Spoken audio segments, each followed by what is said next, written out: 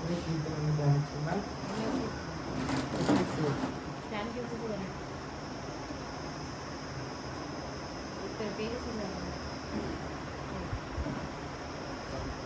దేవాని నామమును బట్టి నన్ను రక్షించు, నీ పరాక్రమమును బట్టి నాకు న్యాయము తీర్చుము.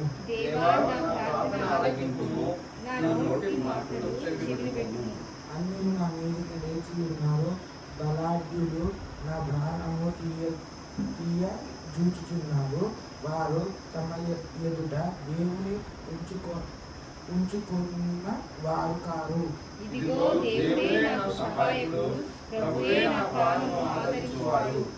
నా శత్రువులు చేయి కీడు ఆయన వారి మీదికి రప్పించును. నీ సత్యమును బట్టి వారిని నశింపజేయుము. స్వేచ్ఛార్పణలైన బలులను నేను నీకర్పించుచెదను.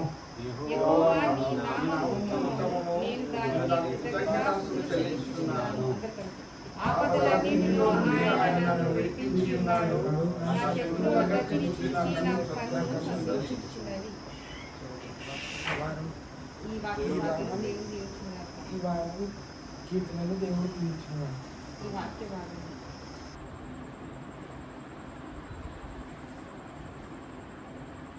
పరలోకమందున్న మా తండ్రి, విశిష్టమైన ఉన్నత నామానికి వందనాలు, స్తుతులు, స్తోత్రాలు చెల్లిస్తున్నాం.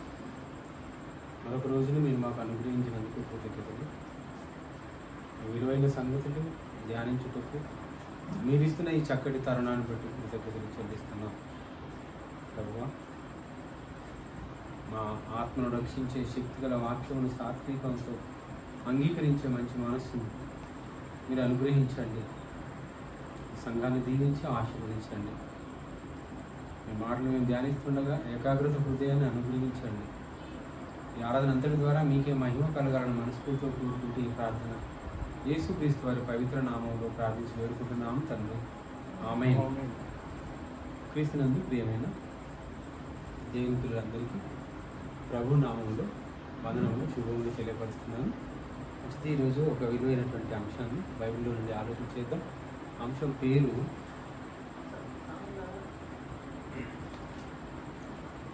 కన్న తండ్రికి ఇవ్వవలసిన కానుక ఎంత. కన్న తండ్రికి ఇవ్వవలసిన కానుక ఎంత?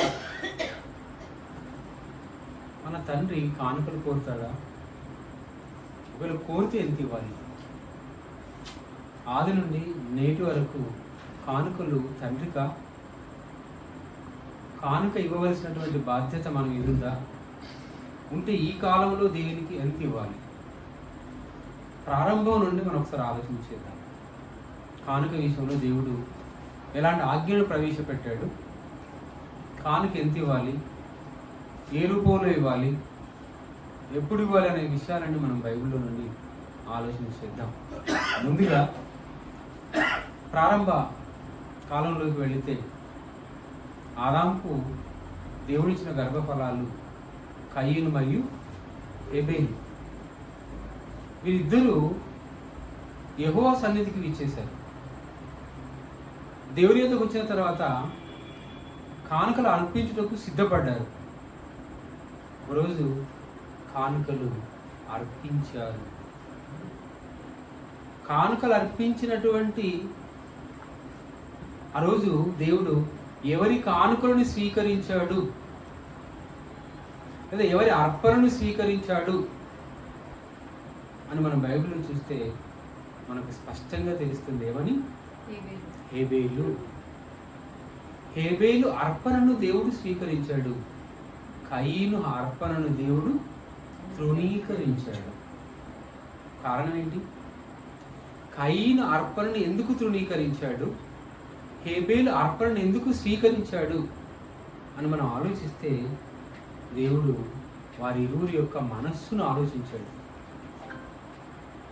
దేవుని పట్ల వాళ్ళ మనసులో ఎలాంటి చోటు ఉంది, వాళ్ళ మనసులో దేవునికి ఎంత చోటు ఇచ్చారు అని మనం ఆలోచిస్తే హేబేలు చూడండి, హేబేలు బలి అర్పించేటప్పుడు తీసుకున్న ఒక మంచి జాగ్రత్తలు చూడండి.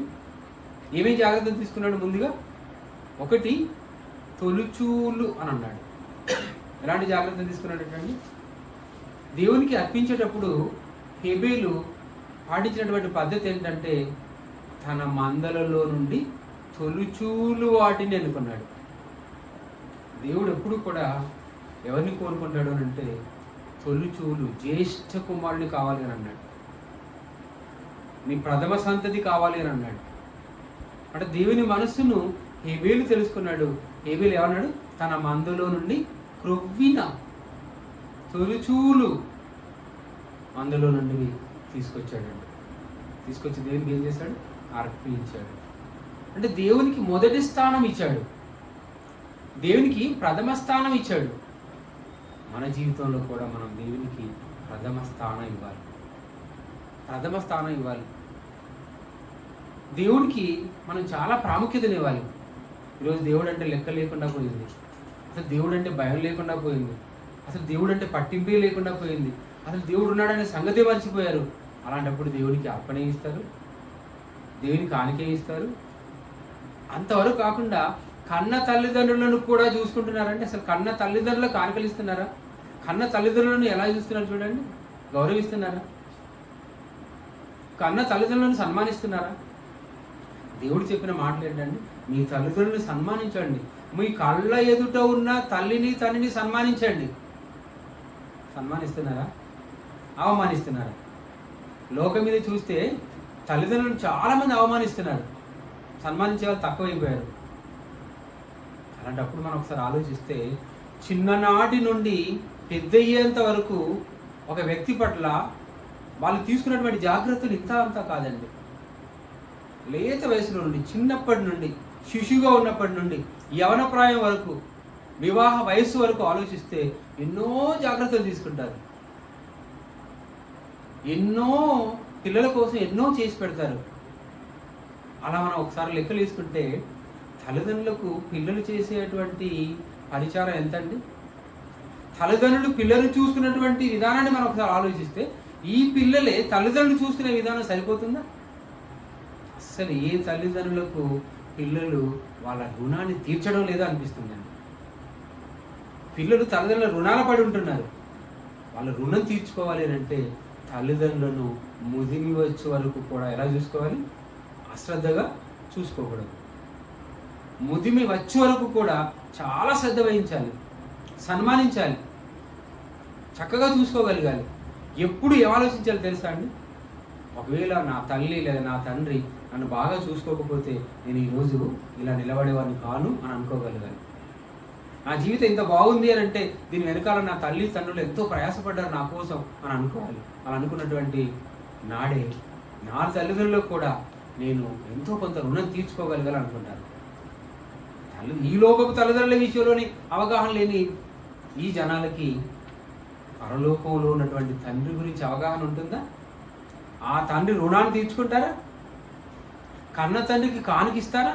ఒకవేళ ఇవ్వగలిగితే ఈ కానుక వాళ్ళు తీర్చుకోగలుగుతారా? ఎన్నటికూ తీర్చుకోలేరండి. భూమి మీదటువంటి తల్లిదండ్రుల రుణాలే తీర్చలేని వీరు పరలోకమందున్న కన్న తండ్రి కలలు నెరవేర్చి కానుకను, సరి అయినటువంటి కానుకలు ఇవ్వగలుగుతారా? కన్న తండ్రి రుణాన్ని తీర్చుకోగలుగుతారా? ఆ తీర్చుకోగలిగినటువంటి వారి జీవితం ధన్యం అవుతుందండి. కాబట్టి మనం ఇక్కడ ఆలోచించాం, కయీను ఏబేలు యొక్క బలుల గురించి ఆలోచిస్తే, అర్పణ గురించి ఆలోచిస్తే, కయీను దేవునికి అర్పణ అర్పించినా ఆ అర్పణను దేవుడు కోరలేదు అని అంటే, దేవుడు స్వీకరించలేదు అని అంటే ఎక్కడో లోపం ఉంది అని అర్థం, ఎక్కడో మిస్టేక్ ఉంది అని అర్థం. అదే హేబేలు అర్పించినటువంటి అర్పణని దేవుడు ఆనందంగా స్వీకరించాడు, ఆనందంగా అర్పణని అంగీకరించాడు. అంటే దేవుని మనసుని ఎదిగిన మహనీయుడిగా మనము హేబేలుని చూడగలుగుతున్నాం. ఒకప్పటి అర్పణ అది అయితే, తర్వాత కాలక్రమంలో మనం ఆలోచిస్తే దేవుడే పెట్టినటువంటి ఒక నియమం చూద్దామండి. లేవీల రాసిన పత్రిక, లేవీల పుస్తకం, లేవీ కాండం 27వ అధ్యాయం 30వ వచనం చదువుకుందాం. లేవీ కాండం 27వ అధ్యాయం 30వ వచనం చదువుకుందాం. దేవుడు ఏం కోరుకుంటున్నాడు చూడండి. ఇజ్రాయేళ్ల విషయంలో దేవుడు కోరుకున్నటువంటి కానుక లేదా అర్పణ గురించి మనం ఆలోచిస్తే దేవుడు రాయించినటువంటి ఒక మంచి మాటను మనం అక్కడ చూడగలం. లేవీ కాండం 27వ అధ్యాయం 30వ వచనం. భూధాన్యములలోనేమి వృక్ష ఫలములలోనేమి భూఫలములన్నిటిలో దశమ భాగము యెహోవా సొమ్ము అంటున్నాడు. ఎన్నో భాగము? దశమ భాగము యెహోవా సొమ్ము అంటున్నాడు. ఈ విషయమై మళ్ళీ మనం మలాకీలో చూసినట్లయితే దేవుడు అక్కడ అంటున్నాడండి. మలాకీలో ఏమంటున్నాడు? నాకు రావలసినటువంటి ధాన్యాన్ని మీరు దొంగిలించారు, నాకు అర్పించవలసినటువంటి దశమ భాగాన్ని మీరు దొంగిలించారు. అందుకు దేవుడు వాళ్ళని ఏమంటున్నాడు? మీరు నా యొద్ద దొంగతనం చేశారు, మీరు దొంగలు అని అంటున్నారు. ఏ విషయంలో మేము దొంగలమండి? దేవా, మేము ఎక్కడ దొంగతనం చేశాం, మేము ఎలా దొంగలం అని అడిగినప్పుడు దేవుడు ఇస్తున్న వివరణ ఏంటో తెలుసా? నా మందిరములో ఉండవలసినటువంటి ఆహారంలో రావలసినటువంటి 10వ భాగాన్ని మీరు ఇవ్వకుండా నా మందిరానికి రావాల్సిన ఆహారాన్ని మీరు దొంగిలించి దొంగలైపోయారు అని అంటారు. అంటే దేవుడు ఏం కోరుకుంటున్నాడు? దశమ భాగాన్ని కోరుకుంటున్నాడు. ఎప్పుడు? ప్రారంభ కాలంలో ఇజ్రాయేల్ విషయంలో దేవుడు కోరుకున్నటువంటి కానుక దశమ భాగం. మరొక సందర్భం ఆలోచన చేద్దామండి. నిర్గమకాండం 22వ అధ్యాయం 29వ వచనంలో, నిర్గమకాండం 22వ అధ్యాయం 29వ వచనంలో దేవుని మనసు ఎలా ఉంది చూడండి. దేవుడు ఏం కోరుకుంటున్నాడు చూడండి. దేవుడు కోరుకున్నటువంటి కానుక, దేవుడు కోరుకున్నటువంటి అర్పణ ఏంటో మనం ఇక్కడ ఆలోచన చేద్దామండి. ఏమంటున్నాడు? నిర్గమకాండం 22వ అధ్యాయం 29వ వచనం, 22వ అధ్యాయం 29వ వచనం చూద్దామండి. ఇక్కడ నీ మొదటి సస్య ద్రవ్యములను అర్పింప తడవు చేయకూడదు. దేవునికి ఇచ్చేటప్పుడు ఆలోచిస్తారండి. ఇంకెక్కడైనా ఆలోచించారు. కూరగాయల దగ్గర ఆలోచించారు, మటన్ చికెన్ దగ్గర ఆలోచించారు, షాపింగ్ మాల్ దగ్గర ఆలోచించారు, ఎక్కడ ఆలోచించరు. కానీ ఎక్కడ ఆలోచిస్తారట? దేవునికి ఇవ్వాలనే దగ్గర మాత్రం 1కి 2 సార్లు ఆలోచిస్తారు. ఇవ్వాలా వద్దా, ఇవ్వాలా వద్దా, ఇస్తే ఎంత ఇవ్వాలి. దేవుని దగ్గరకు వచ్చేసరికి ఆలోచిస్తారా? సమస్తం ఇచ్చింది దేవుడు, సమస్తం సమకూర్చింది దేవుడు, సమర్థం మనకి ఇచ్చింది దేవుడు. అయితే ఆ దేవునికి ఇవ్వడానికి ఆలోచిస్తామా? తల్లిదండ్రులను పోషించడానికి ఈరోజు భూమి మీద మనం చూస్తున్న విధానం ఏంటండి? తల్లిని చూసుకోవాలంటే ఏమనుకుంటున్నారు? ఫస్ట్ పెద్దోనికి ఇవ్వండి అవకాశం, తర్వాత రెండో ఆయనకి ఇవ్వండి, తర్వాత మూడో ఆయనకు, తర్వాత నాకు. వంతులు పంచుకుంటున్నారు చూడండి. మరి తల్లిదండ్రులు అలా అనుకున్నారా? తల్లిదండ్రులు అనుకున్నారండి? తల్లి అనుకుందా ఒక నెల నేను చూసుకుంటాను, ఒక నెల తండ్రి చూసుకుంటాడు అని అనుకున్నారా వాళ్ళు? ఇద్దరు, ఆ తల్లిదండ్రులు ఇద్దరు కూడా పిల్లల విషయంలో ఎంత జాగ్రత్త పడ్డారండి. 2 కన్నులు ఎలా ఉంటాయి చూడండి. కన్నులు 2 అయినా దృష్టి ఒకటే. తల్లిదండ్రులు ఇద్దరైనా కూడా పిల్లల్ని చూసుకునే విషయంలో ఏక మనసు ఉంటుంది చూడండి. పిల్లలకి ఏం కావాలో తల్లిదండ్రులు అనుకోరు, బాధ్యతతో ఇస్తారు. కానీ ఇప్పుడు పెద్ద అయిన తర్వాత తల్లిదండ్రుల విషయంలో ఏం చేస్తున్నారు చూడండి. బాధ్యతలు కాదు, వంతులు పెడుతున్నారు. అది చాలా నీచమైన సంస్కృతి అండి, పద్ధతి కాదు అది. కాబట్టి ఇక్కడ దేవుడు ఏమని చెప్తున్నాడు చూడండి. తల్లిదండ్రుల విషయంలో, కానుకలు ఇచ్చే విషయంలో ఏమంటున్నాడు? 22 నిర్గమకాండం 29వ వచనంలో, నీ మొదటి సస్య ద్రవ్యములను అర్పింప తడవు చేయకూడదు. అంటే దేవునికి ఇవ్వటంలో మనం ఎప్పుడు కూడా ఆలస్యం చేయొద్దండి. దేవునికి ఇవ్వటంలో ఆలస్యం చేయకూడదు. పాట పాడమంటే ఆలస్యం చేయకూడదు, ప్రార్థన చేయమంటే ఆలస్యం చేయకూడదు, బైబిల్ రీడింగ్ చేయమంటే ఆలస్యం చేయకూడదు, వాక్యం చెప్పమంటే ఆలస్యం చేయకూడదు. దేవుని పని చెప్తే వెంటనే చేయాలి, వెంటనే చేయాలి. దేవునికి ఇవ్వమంటే వెంటనే ఇవ్వాలి. అబ్రహాము నా దేవుని అడిగాడు, ఏమన్నాడు? నీవు ప్రేమిస్తున్నటువంటి నీ కుమారుడైనటువంటి ఇస్సాకును నాకు బలివ్వమన్నప్పుడు ఆలోచించాడా? తన భార్యతో చర్చించాడా? రాత్రి నిద్రపోకుండా ఉన్నాడా? అసలు ఆలోచించాలి. ఏమనుకుంటున్నాడు? అర్పించు అన్నప్పుడు వెంటనే అర్పించడానికి సిద్ధమయ్యాడు. తన కుమారుని సిద్ధం చేశాడు. హోరేబు కొండకు ప్రయాణమైపోయాడు. ఇవ్వమన్నప్పుడు తడవు చేయలేదండి అబ్రహాము. అందుకే భూమి మీద అంతగా ఆశీర్వదింపబడ్డాడు. దేవునికి ఇచ్చేటప్పుడు ఎట్టి పరిస్థితుల్లో మనం తడవు చేయకూడదు. దేవునికి ఇవ్వడానికి ఇష్టపడాలి. అందుకే దేవుడు ఒక మాట అంటాడు, ఉత్సాహంగా ఇచ్చిన వారిని దేవుడు ప్రేమిస్తాడు. ఉత్సాహంగా ఇవ్వాలి. ఇష్టంగా ఇవ్వాలి, ఉత్సాహంగా ఇవ్వడానికి ఉత్సాహంగా అండి. దేవుని పని చేయడానికి ఉత్సాహంగా చేయాలి. పని చెప్పడానికి పెద్దలు పని చెప్పడానికి అండి ఎవరు వచ్చి చేస్తారా అని చూడకూడదు, నేనే చేస్తాను అనుకోవాలి. దేవుని పరిచర్య చేసేటప్పుడు నేను చేస్తానని ముందుకు వెళ్ళాలి, అందరికంటే ముందుకు వెళ్ళాలి. తప్పించుకోవడానికి ప్రయత్నించకూడదు. దేవుని పని మన చేతికి అందినప్పుడు నిర్లక్ష్యంగా ఉండకూడదు. మన చేతికి అందిన ఏ పని అయినను నిర్లక్ష్యం వహించకూడదు. కాబట్టి ఇక్కడ అడుగు చేయకూడదు. నెక్స్ట్ తర్వాత ఏమన్నాడు చూడండి, నీ కుమారులలో ఎంత మంచి కోరిక కోరుతున్నారండి దేవుడు. అందరిని ఇవ్వమన్నాడా? నీ కుమారులలో నీ జ్యేష్ఠ గర్భఫలం నాకు ఇవ్వమన్నాడు. ఇవ్వాలి. ఇస్తున్నారా? ఈరోజు దేవుని సేవకి ఇస్తున్నారండి. ఆ రోజు ఇచ్చారు చూడండి. దేవుని సేవ కోసం జ్యేష్ఠ గర్భఫలాన్ని దేవుడు కోరుకున్నాడు. కయ్యను ఏం చేశాడు? అలాంటి అర్పణ ఇచ్చాడు. హేబేలు ఏం చేశాడు? శ్రేష్టమైనది. తొలిచూలు అంటే అర్థం ఏంటి? జ్యేష్ఠులే కదా. తొలిచూలు క్రొవ్విన తనకు నచ్చిన దేవుడు మెచ్చిన అర్పణను అర్పించాడండి. అందుకే దేవుడు స్వీకరించాడు. దేవుడు ఇక్కడ ఏం కోరుకున్నాడు?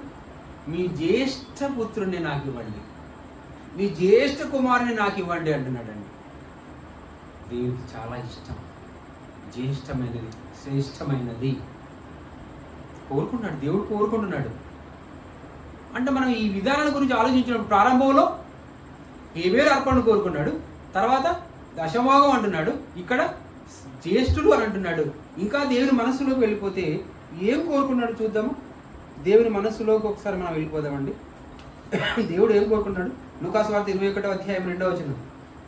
లూకాసు వార్త 21వ అధ్యాయం 2వ వచనం చదువుకుందాం. లూకాసు వార్త 21వ అధ్యాయం 2వ వచనంలో ఒక సందర్భం ఉంది. ఒక బీద విధవరాలు 2 కాసులు అందులో వేయిచుండగా ఎవరు? యేసుప్రభు. అంటే యేసుప్రభు ఏం చేస్తున్నాడు? కానుకల పెట్టె దగ్గర ఎవరెవరైతే కానుకల పెట్టెల్లో కానుకలు వేస్తున్నారో దృష్టి పెట్టాడండి. కానుక పెట్టెల్లో కానుకలు వేస్తున్నప్పుడు యేసుప్రభు చూస్తున్నాడు. ఆ చూస్తున్న క్రమంలో ఎవరు వేస్తున్నారట? ఒక పేద విధవరాలు వేస్తుందట. ఎంత వేసింది చూడండి, ఏమంటున్నాడు? 2 కాసులు వేసిందండి. అప్పుడు వెంటనే జడ్జిమెంట్ ఇస్తున్నాడు. యేసుప్రభు గారు జడ్జిమెంట్ ఇస్తున్నారు. కయ్యను హేబేలు అర్పణ అర్పించమని జడ్జిమెంట్ ఇచ్చాడా లేదా? ఇచ్చాడు. ఇక్కడ కూడా కానుకలు వేస్తున్నప్పుడు జడ్జిమెంట్ ఇస్తున్నాడు, రిజల్ట్ ఇస్తున్నాడు. ఏమని ఇచ్చాడో చూడండి. ఈ బీద విధవరాలు అందరికంటే ఎక్కువ వేసినని మీతో నిజముగా చెప్పుచున్నాను. ఎంత వేసింది? 2 కాసులు వేసింది. 2 కాసులు వేసిన పేద విధవరాలను అందరికంటే ఎక్కువ వేసింది అని చెప్తున్నాడు. గల కారణం ఏంటంటే, ధనవంతులు ఉన్నారు, 2 కాసుల కంటే ఎక్కువ వేస్తారు కదా. వేసినటువంటి వాళ్ళలో ధనవంతులు కూడా ఉన్నారు. ఆ ధనవంతులు 2 కాసుల కంటే ఎక్కువ వేస్తారు కదా. మరి 2 కాసుల కంటే ఎక్కువ వేసినప్పుడు యేసుప్రభు మాత్రం ఈ బీద విధవరాలు వేసినటువంటి 2 కాసులను చూసి ఇక్కడ కానుకలు వేసిన వారందరినీ కలిగి చూసాడట. అలా కలిగి చూసి ఇక్కడ కానుకలు వేసిన వాళ్ళలో అందరికంటే ఎక్కువ ఎవరు వేశారు అని అంటే, ఇదిగో ఈ బీద విధవరాలు ఎక్కువ వేసింది అని రిజల్ట్ బయట పెట్టాడండి. కారణం ఏంటి తెలుసా? ఆ 2 కాసులే ఆమె జీవనోపాధి. ఆ పేద విధవరాల యొక్క జీవనోపాధి ఎంత? 2 కాసులే. ఆమెకు ఉన్నదంతా కూడా 2 కాసులే. ఆమె భవిష్యత్తు 2 కాసులే. ఆమె సమస్తం 2 కాసులే. కాబట్టి తనకున్నది అంతయు కూడా దేవునికి అర్పించింది. మిగిలిన వాళ్ళు వేసిన వాళ్ళలో ఉన్నదంతా వేయలేదు, ఉన్న దాంట్లో కొంత వేశారు, అంతే వేయలేదు. మిగిలిన వాళ్ళు సమర్పించిన దాంట్లో ఉన్న దాంట్లో కొంత వేశారు, అంతే వేయలేదు. కానీ బీద విధవరాలు ఏం చేసింది? ఉన్న దాంట్లో అంత వేసింది. అక్కడ చూశాడండి దేవుడు. కానుకలు వేసిన వాళ్ళల్లో బీద విధవరాలు ఎక్కువ వేసింది అని చెప్పాడు. అంటే ఇక్కడ మనము దేవుడు కోరుకున్నటువంటి కానుకలు ఏ విధంగా కోరుకున్నాడో మనకు అర్థమవుతుంది. అంత వేస్తే, అంతా వేసినప్పుడు దేవుడు మెచ్చుకుంటున్నాడు. కానుకల విషయంలో అంతా వేసినప్పుడు మెచ్చుకున్నాడు. ఈరోజు అంతా వేసేవాళ్ళు ఉన్నారా? అంతా వేసేవాళ్ళు ఉన్నారా?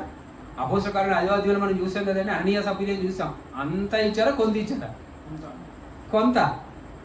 పేతురు ఏమన్నాడండి? మీరు ఇంతకేనా అని అమ్మింది ఇంతకేనా అడిగినప్పుడు వాళ్ళు ఏమన్నారు? అవును ఇంతకే అని అన్నారు. అంటే అర్థం ఏంటి? వాళ్ళ పొలం అమ్మారు, డబ్బులు వచ్చాయి, అంత డబ్బులలో కొంత దాచుకున్నారు. వచ్చిన డబ్బులు అంతలో కొంత దాచుకున్నారు. దైవజనుని ముద్దు అబద్ధం ఆడుతున్నారు. కానుకలు స్వీకరిస్తాడా దేవుడు? ఆ కానుకను దేవుడు స్వీకరిస్తాడా? పేద విధవరాలు కానుకను స్వీకరించాడు. ఎందుకు స్వీకరించాడు?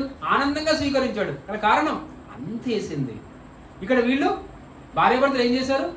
అంతా వేయలేదు, అంతలో కొంత వేశారు అంతే.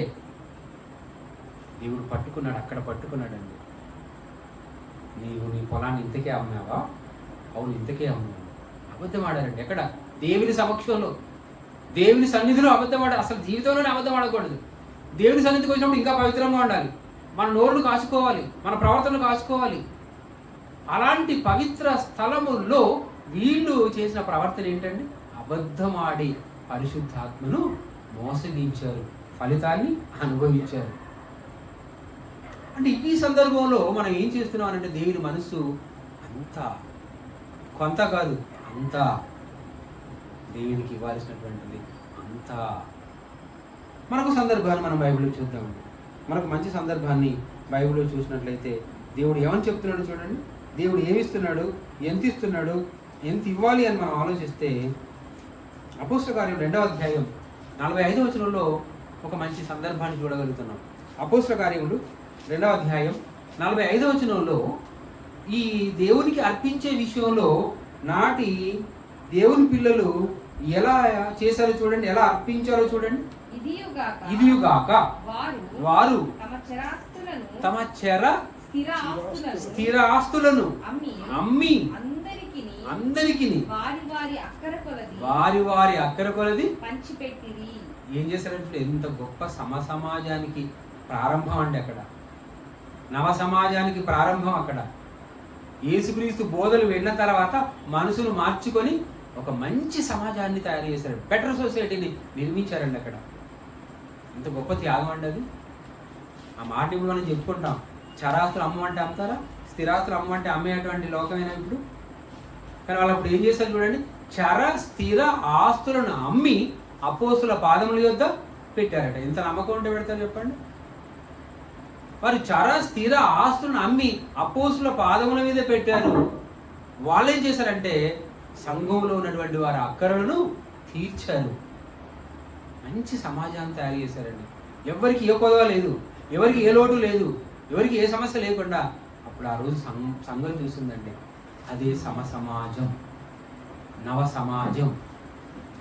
బైబిల్లో మనం చూస్తున్నటువంటి మంచి సమాజం. కాబట్టి ఇక్కడ వీళ్ళు అర్పించినటువంటి అర్పణ ఎలా ఉందండి? చరాస్తులు ఇచ్చారు, స్థిరాస్తులు ఇచ్చారు దేవునికి.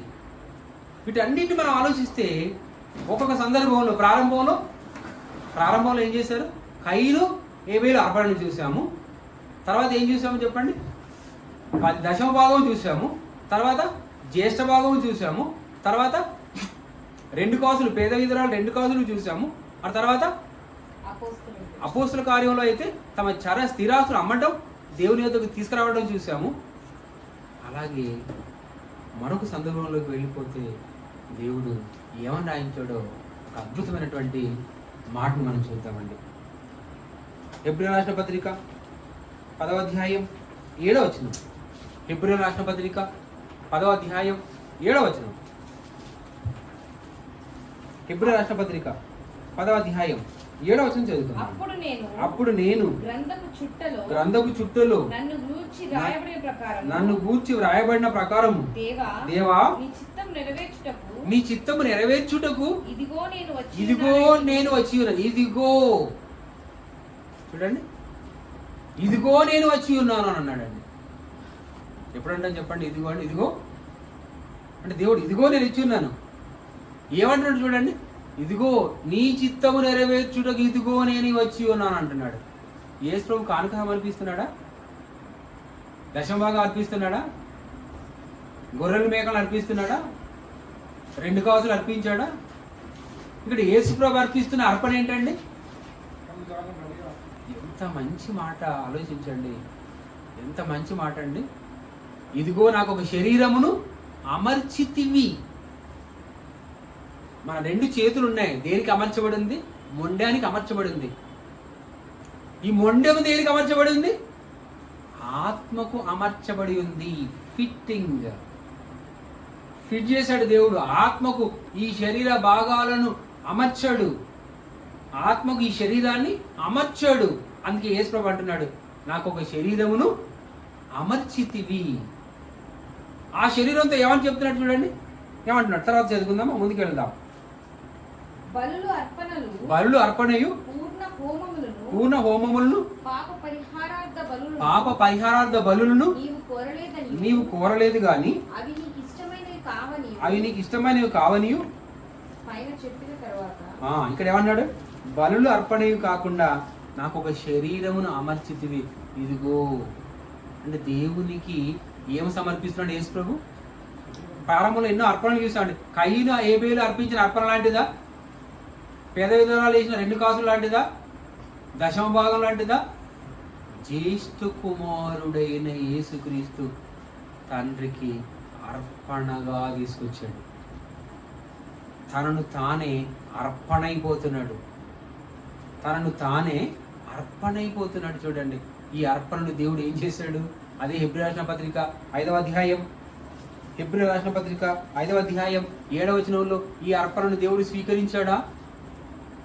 హెబ్రీ రాసిన పత్రిక 5వ అధ్యాయం 7వ వచనంలో చూడండి, శరీరధారి అయిన దినములలో మహారోదనములతోను కన్నీళ్లతోను తను మరణం నుండి రక్షించగలవానికి ప్రార్థనలను యాచనలను సమర్పించి భయభక్తులు కలిగి ఉన్నందున యేసుక్రీస్తు అంగీకరించబడెను. అంత గొప్ప విషయం చూడండి. హేబేలు తెచ్చిన అర్పణ అంగీకరించబడును. పేద విధవరాలు వేసిన 2 కాసులు అంగీకరించబడును. యేసుక్రీస్తు అంగీకరించబడును. మానవ ఆయుష్ కాలం తీరేంతవరకు కూడా దేవుని సేవ చేసిన తర్వాత ఏ క్షణమైతే ఈ శరీరంలో నుండి ఆత్మ వెళ్ళిపోతుందో వెంటనే దేవదూతలు వచ్చి అబ్రహాము రొమ్మున ఆనుకొనుటకు తీసుకుపోయినప్పుడు, ఎలా? ఒక లాజరును దేవదూతలు వచ్చి తీసుకుపోయినప్పుడు, నెమ్మది పొందే స్థలంలోకి వెళ్ళినప్పుడు లాజరు జీవితాన్ని దేవుడు అంగీకరించాడు. యేసు ప్రభుని దేవుడు అంగీకరించాడు. మరి మనం ఇవ్వాల్సిన కానుక ఏంటి? తండ్రికి ఇవ్వాల్సినటువంటి కానుక ఏంటండి? కాసుల, అర్పణల, బలుల, నైవేద్యాల, స్థిరాస్తుల, చరాస్తుల? ఒక మంచి మాట చదువుకుందామండి. Beautiful reference. That is Romila రాసిన పత్రిక 12వ అధ్యాయం 1వ వచనం. రోమిల రాసిన పత్రిక 12వ అధ్యాయం 1వ వచనం చదువుకుందామండి. దేవుడు రాయించిన ఒక అద్భుతమైనటువంటి మాటను మనం చదువుకుందాం. కాబట్టి సహోదరులారా, పరిశుద్ధమును దేవునికి అనుకూలమునైన సజీవ యాగముగా మీ శరీరములను ఆయనకు సమర్పణ. దేవునికి ఏం చేయాలండి? సమర్పించుకోవాలి. ఏమి సమర్పించుకోవాలి? సజీవ యాగముగా. దురదృష్టవశాత్తు క్రైస్తవ ఆచారంలో భాగంగా సంఘంలో ఎవరైనా ప్రభువు పిలిస్తే ఏం చేస్తారండి? ఆ పార్థివ దేహాన్ని చర్చిలో పెడతారు. చనిపోయిన శవాన్ని ఎక్కడ పెడతారు? చర్చిలో పెడతారు. చర్చిలో ప్రార్థన చేసిన తర్వాత, ప్రభువా చేర్చుకో. శవం కావాలా దేవునికి? సజీవంగా రావాలా? దేవునికి శవం కావాలా? సజీవంగా రావాలా? దేవుడు ఏమని రాయించాడండి? సజీవంగా. దేవుడు అంటున్న మంచి మాట అండి. రోమిల రాసిన పత్రిక 12వ అధ్యాయం 1వ వచనంలో దేవుడు కోరుకున్నటువంటి కోరిక, దేవుడు కోరుకున్నటువంటి కానుక, మనం అర్పించవలసినటువంటి కానుక ఏంటో ఈ లోకం తెలుసుకోవాల్సినటువంటి కానుక. ఏమంటున్నాడు? సజీవ యాగముగా మీ శరీరములను సమర్పించుకోండి. దేవుని వాత్సల్యతను బట్టి మిమ్మల్ని బతిమాలు కొనుచున్నాడు. ప్లీజ్.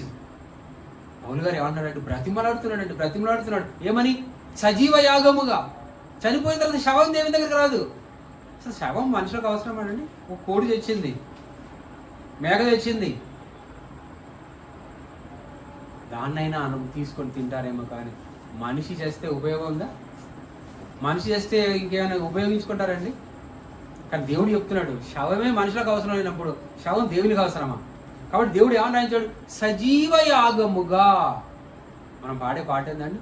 ఇదిగో దేవా ఉన్న పాటున వచ్చుచున్నావు అని అంటాడు. ఎక్కడికి వస్తాడా? ఇదిగో ప్రభు ఉన్న పాటున వచ్చుచున్నావు అని అంటాడు. ఎక్కడికి వస్తారండి? దేవుని పనికి వస్తాడా?